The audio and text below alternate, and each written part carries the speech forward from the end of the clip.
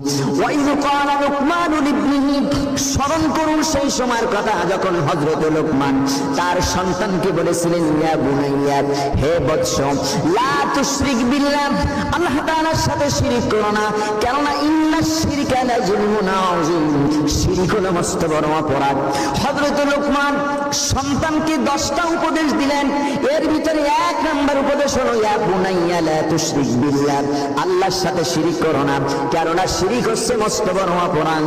হযরত লোকমান তার সন্তানকে নসিহত করেছেন 10টা। একটা নসিহত শেষ হয়ে যাওয়া মাত্র আল্লাহ তাআলা বললেন লোকমান তুমি থামো, তোমার সন্তানের সাথে যেমন তুমি কথা বলো আমি আল্লাহ চাই তোমার সন্তানদের সাথে একটু কথা বলবি।